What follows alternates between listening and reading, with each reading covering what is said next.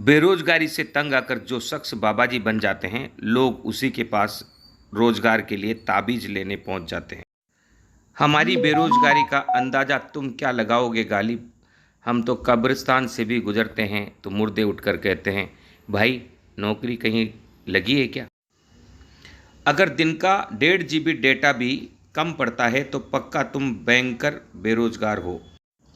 ये बेरोजगारों का हाथ है कातिया, बेसन घोलकर उसका पकोड़ा बना देते हैं। शायरी उतनी ही करो कि बेरोजगार ना लगो। यह शायरियाँ बेरोजगारों को रुलाती है और जिनके पास रोजगार है उन्हें गुदगुदाती है। लेकिन राष्ट्रीय बेरोजगार दिवस का आज का सोशल मीडिया का तूफान पूरी दुनिया में कहर बरपा रहा है और भारत के प्रधानमंत्री नरेंद्र मोदी की छवि को धूमिल कर रहा है। जी हाँ, भारत में सोशल मीडिया में आज राष्ट्रीय बेरोजगार दिवस ट्रेंड कर रहा है और गोदी मीडिया इस ओर ध्यान ही नहीं दे रहा। यह एक विडंबना है कि देश में बेरोजगारी की दर इतनी बढ़ चुकी है कि बेरोजगारों को समझ में ही नहीं आता है कि वे क्या करें, जिएं या मरें। डिग्री करने के बाद मजदूरी कर अपनी ज़िंदगी को गुजार रहे हैं और लोग कहते हैं कि मजदूरी करना भी तो रोज़गार है। अरे उस मजदूरी करने के रोज़गार को करने के लिए उन्हें भारी भरकम पैसा खर्च कर डिग्री करने की ज़रूरत कहाँ थी? यह बेवकूफ़ी है कि हम अपनी विफलताओं को समझाने के लिए कुतर्क देते हैं और हमारा मीडिया का एक बड़ा वर्ग भी उस कुतर्क में शामिल हो चला है। अर्थात मूर्ख को देश की चाबी देकर और उसकी मूर्खता को विद्वता साबित करने में हमारा मीडिया का एक बड़ा वर्ग लगा हुआ है। अब होगी रोजगार की बात। 17 सितंबर 2020 राष्ट्रीय बेरोजगार दिवस। यह इसलिए हमने दिखाया है कि इस राष्ट्रीय बेरोजगार दिवस को शुरू करने के पीछे भी गांधी टीवी का बहुत बड़ा हाथ रहा है। जी हाँ, कोरोना काल में जब बेरोजगारी इस कदर बढ़ गई थी कि जिनके रोजगार थे वे भी समाप्त हो गए, प्राइवेट नौकरियां समाप्त हो गई, उस समय सरकार की ओर देश के सभी बेरोजगार आशा लगाए, बड़ी ही कृपा पात्र के एक दृष्टिकोण की आशा लगाए प्रधानमंत्री मोदी की ओर देख रहे थे और सोच रहे थे कि शायद मोदी जी तुरंत ही बेरोजगारों को रोजगार देंगे, क्योंकि उन्होंने वादा किया था कि मैं हर वर्ष 2 करोड़ लोगों को रोजगार दूंगा। बेरोजगारों की बहुत बड़ी आशा भारत के वर्तमान प्रधानमंत्री नरेंद्र मोदी रहे हैं और बेरोजगारों ने ही सोशल मीडिया पर भारत के प्रधानमंत्री नरेंद्र मोदी को 2014 में लाने में अपनी महत्वपूर्ण भूमिका निभाई है। लेकिन उस बेरोजगार के साथ सरकार खड़ी नज़र नहीं आई। ऐसे में भारत जोड़ो का नारा देने वाले राहुल अब बेरोजगारों की बात उठाने लगे हैं। लेकिन जयपुर से गांधी टीवी ने कुछ कोचिंग संचालकों के साथ लेकर इस प्रकार के एक सोशल मूवमेंट को आगे बढ़ाया। जी हाँ, मात्र 17 लोगों के द्वारा शुरू किया गया राष्ट्रीय बेरोजगार दिवस आज पूरे देश में मनाया जाता है। सोशल मीडिया में तूफान लाया जाता है। इसके पीछे गांधी टीवी की युवा बेरोजगारों को समर्थन करने की नीति और सोच और जज्बाई है। हम इससे भी आगे बढ़ेंगे और अब और भी नीतियां बनाएंगे, बेरोजगारों के हित के लिए काम करेंगे।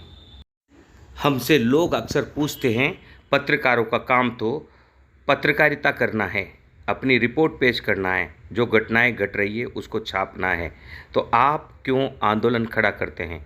जी हाँ, हम कोचिंगों के साथ रहकर कई प्रकार के आंदोलन खड़ा कर चुके हैं और वर्तमान में गरीब और बेसहारा और असहाय और घुमंतु वर्ग के लोगों को जो पट्टा विहीन है, बिना पानी बिजली के रह रहे हैं, उनको न्याय दिलाने के लिए भी सफल आंदोलन चला रहे हैं। आंदोलन चलाने के लिए ही हमने कलम हाथ में उठाई है।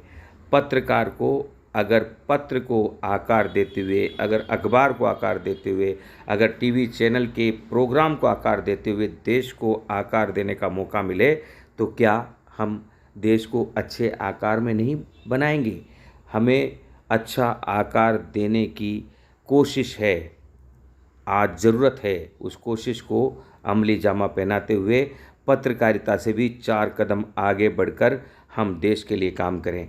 ऐसे समय में जब अखबार में लिखे जाने के बावजूद सरकार ठस से मस नहीं होती है, ऐसे समय में जब टीवी चैनलों में चिल्लाने के बावजूद सरकार ठस से मस नहीं होती है, ऐसे समय में जब लगातार प्रधानमंत्री के जन्मदिन पर बेरोजगार दिवस मनाने के घोषणा के बाद और मनाने के बाद भी और सोशल मीडिया पर ट्रेंड करवाने के बाद भी अगर सरकार टस से मस नहीं होती है, तो पत्र को आकार देने वाले समाचार के माध्यम से समाचार माध्यमों को आकार देने वाले पत्रकारों की जिम्मेदारी और अधिक बढ़ जाती है।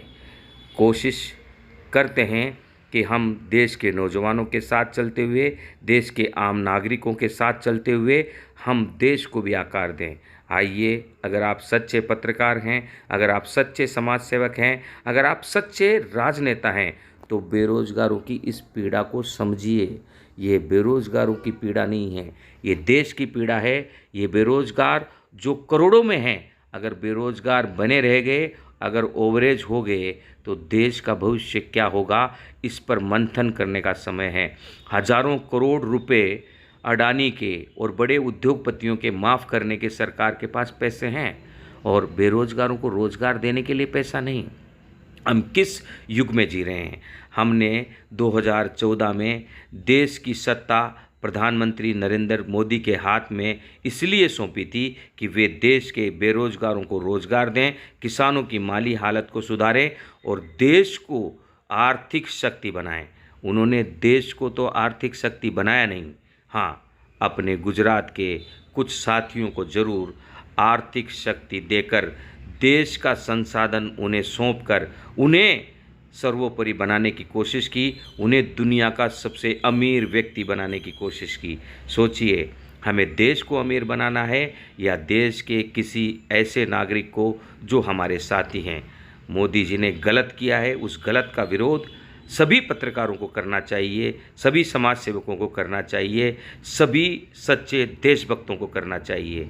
चाहे हम जिंदा रहें या ना रहें, लेकिन भगत सिंह की तरह का जज्बा हम अपने आप में रखें और तब हम सच्चे मायने में देशभक्त हो सकते हैं, अन्यथा हम देशभक्त कहलाने लायक नहीं हैं। उठिए, जगिए, बेरोजगारों को रोजगार दिलाने के लिए आगे आइए। गांधी टीवी से जुड़े रहिए। गांधी टीवी एक समाचार माध्यम नहीं, राष्ट्र निर्माण का मिशन है। जय हिंद, वंदे मातरम, जय जगत।